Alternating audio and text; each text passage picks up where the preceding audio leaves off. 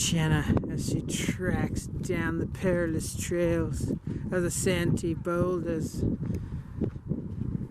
She just forges ahead down paths unknown. Look at her, so brave, so majestic. It's as if she knows the way. Hello, today's October 20th, 2020, and I bought this shirt like 3 weeks ago.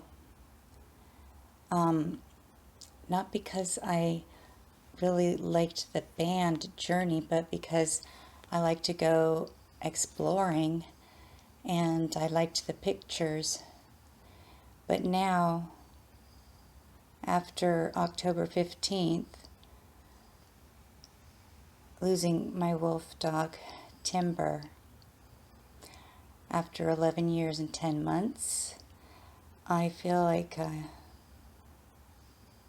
it's just, there's more meaning to this shirt, like that I bought it. It's weird, I think. I wanted to give a brief description of this video especially because I went on this trip to the Santee Boulders on October 4th, 2020. And then, October 15th happened, and that, happened really in a matter of 3 days. Like,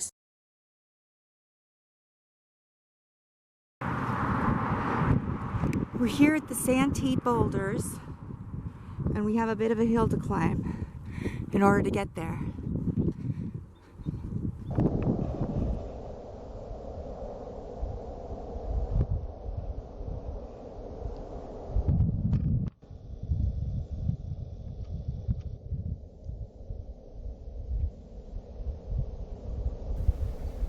on this trip to the Santee Boulders, my first trip, I was very amazed by the boulders that were there, and I was excited to see if there were going to be any strange and unusual looking boulders, and there absolutely were plenty.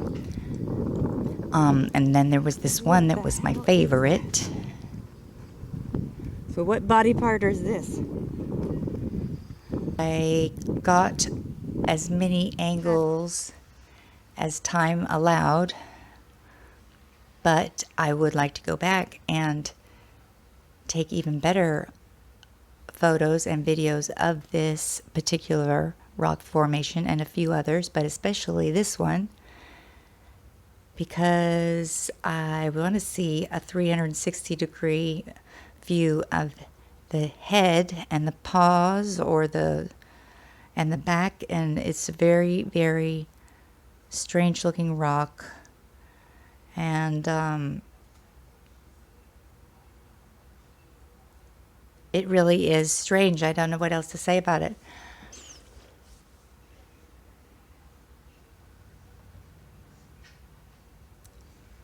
It wasn't the only strange rock, however. And also, these boulders, you have to understand, are very huge. And they have strange textures. And luckily, somebody must have come and spray painted away the spray paint, because they have been vandalized in the past. And you could see some signs of that, but it looks like they have a technique. They come in and try to get rid of it, but it's really too bad because, it's just, there are no words for the destructive, well, it could be a bad karma, let's put it that way, to be vandalizing these things.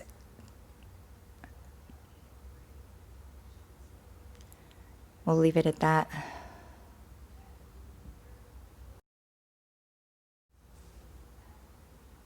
This gigantic rock had this gigantic split part off of the rock yet you could like walk through it, and it was really stuck in the ground strong, and it was just like you could hide behind it. It's the strangest thing. And then I started almost getting a little bit of vertigo being up on this hillside, slanted, and climbing up the hill. But, you know, I have a fear of heights that's hard to explain to others that don't have that fear. But these rocks are very strange, and I just would like to go back and take better pictures of some of them. But we were moving around trying to see as many as we could while we were there. This huge sheared off piece of boulder was just lying there on the ground in front of this other big boulder. Usually it's really easy to see where it sheared off from the big boulder, maybe from that side there, but that must have been a long time ago. And it's huge. This thing, you could like lay a bunch of people on that. Well, not that you would want to do anything. You just wonder what has gone on there in the past. Hopefully no sacrifices. That's all I'm saying. That one sticking up is like this serpent, and it doesn't show the scale, but it's huge. And then this textured, strangely textured, there's the huge serpent head in the background. And then these are enormous. So because of their enormous size, they are a place that people go bouldering, or that is, they climb the boulders. There's strange, strange rocks there. And, you know, this is the first time I went there. And I've been back there 2 times since, maybe at least once. Okay, I've been back there once recently. And there's a lot of scat, and I don't usually photograph it, but I think that now I should. And when I first started doing the Bigfoot research, I was researching different animal prints and how to identify them. And so, of course, I see the scat, and I'm going to identify scat. You can tell what kind of animal made it based on certain features about it, like the way it ends. You know, if it twists, and now I can't remember. But what I'm saying is, don't make the same mistake I did, or at least be careful when you start researching that, because if you just put in cougar scat, as I did, well, let's just say you want to make sure that you make it known in the search that you are looking for mountain lion. Use the term mountain lion. That's what I'm saying. Don't use the term cougar. Okay. Now, in the next video, you can also see the river. So, I was doing the Bigfoot field research, and then in 2015 I moved, and I started doing more internet research. And that's when I learned about the giants and stuff in North America and all over, and in Peru and Egypt and Greece. And I started also looking at, the last thing I was kind of looking at, well, one of them in Hemet was maize stone, which was created by a Stone Age prehistoric culture that we really don't know anything else about. And so I wanted to look for more evidence of them. And so I used Google Sky Maps to look for areas with lots of stones that you could see from above, and to see if I could see any shapes that look like it could be archaeology, buried or undiscovered even. And so I was going to these places with these stones looking for those types of things. And I did not find that, really. But what I did keep finding was stones that look like skulls and strange animals or body parts and stuff. And that was just repeated again and again and again. So when I heard about this place nearby, while I'm in San Diego still, called the Santee Boulders, I was very curious to see what I would find there. And I found what I find at all these stone sites. It looks like there's some strange creatures. And if you think of like the what happened in Pompeii in Italy, the way that those people were buried in ash and mud, and you know,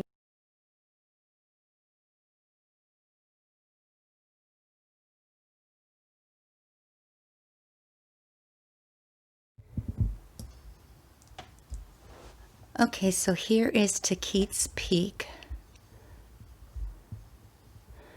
right here, and it's quite a tall mountain. And then on one side you've got, up in the mountains, you've got Idlewild, and the way over here and down here at the bottom is Palm Springs, but also these areas are like almost impossible to get to practically. They're very remote. And then you've got Anza over here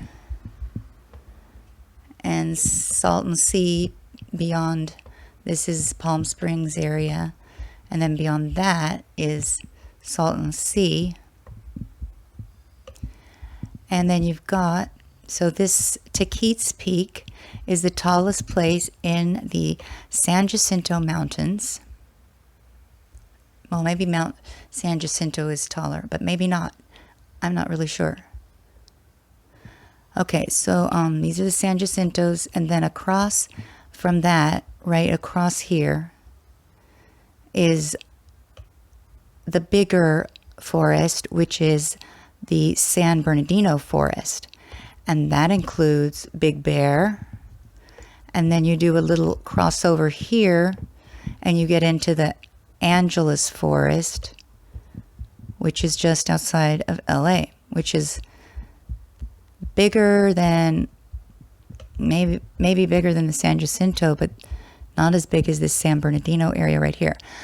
But they are all accessible because even though there's a freeway crossing, there's these underground bridges for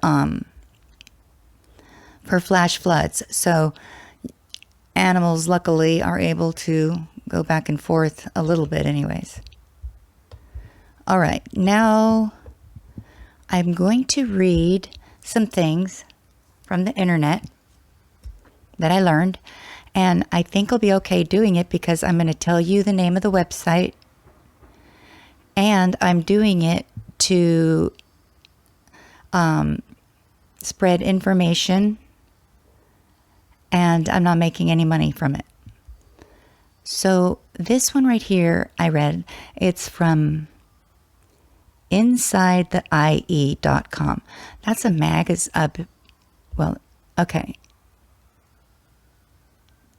Inside the Inland Empire, what to do and where to go when you're in the Inland Empire. Now, but this is an older account written in 2008.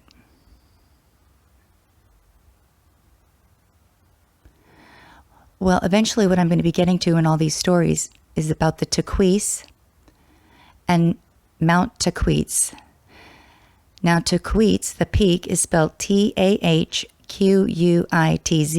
in a Spanish spelling. But they got that word from the Native American word there, Taquis, Takwis. And Taquis are the Bigfoot. So we basically have that mountain named after the local Bigfoot, and I wonder how many people even know that. Okay, that's why I'm telling you. Okay, this is what this article says. There's more than one, and this is just one. My dad used to tell me stories of Bigfoot living up on Mount Thomas, on Thomas Mountain, just to the east of Anza. He said that he and my uncles had even shot one while hunting bighorn sheep up in the Anza Flats, the area that drops down out of the mountains into the desert above Palm Springs. My Indian relatives called Bigfoot something else. They weren't afraid of the creatures when they saw them, usually down by the creeks fishing there with their hands, but they did refer to them as devils or the Taquis. That's Takwis. I was told that they would and still do travel from the San Jacinto Mountains down into the inland areas of Riverside following the Santa Ana River all the way down to the Green River area of Corona, where they fish and live amongst the trees in the Green River Golf Course. Okay. According to the records, Spanish priests in 1777, several were witnessed fishing and traversing the Santa Ana River near the Norco area, just about where the current day 15 freeway is today. They would come down by the thousands from the mountains during the winter time and winter along the entire length of the Santa Ana River from Green River back up to Grand Terrace area of Riverside, this according to Spanish missionaries and monks. According to the Spanish, several were spotted in the water, and when asked there by the Indian slaves what these people were, they would call them the Taquis or Taquis, and they usually avoided them because they would attack if approached. The Spanish also reported that there was a Taquis trail that led north to the base along the Chino Hills through Pomona into the Bray Canyon area. Lots of canyons and trees for these people to hide. And in the area just north of Laverne in the San Gabriel Canyon, Taquis could be seen at night crossing the river according to the Indian tribes and Spanish. According to the Spanish and Indians who lived near Mount Thomas and in Anza, there were several caves in the San Jacinto Mountains that the Taquis were said to live in during the summer. Several reports of large hairy figures moving through the forest down to Lake Hemet to fish are known to have been made by the Spanish and eventually white men in the area. During the summer months, it was said Taquis could be seen to throw balls of fire from Lily Rock. And finally, where the modern-day tram is located, was referred to as the home of the giant Taquis by the local Indians. Taquis Peak is named for the Bigfoot of the San Jacinto Mountains. Several miners and fishermen from time to time would about their encounters with Bigfoot.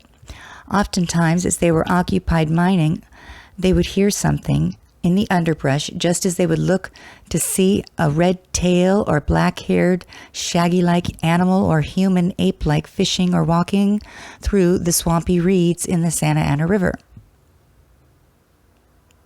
And it would be days before the scared miners could return to their diggings in case the monster returned again.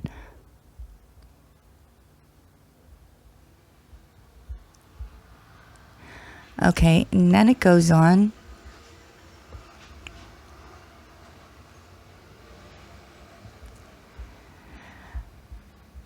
If we go back to the search I did for Taquis, Bigfoot, there's another one here under BigfootEncounters.com. Devil Woman. She was the earliest capture report. Says Devil Woman or Giant Taquis. Southern California, Shoshone linguistics, Gabrielino Indians inhabited the areas, which eventually became Los Angeles long before the Spanish arrived. To the north of Chino, California, between the cities of Pomona, Laverne, and parts of Claremont, was a place called Toybet, or translated Devil Woman Who Was There. The Devil Woman was said to be very tall with large feet and hands, long toenails and fingernails, and as fast as a deer.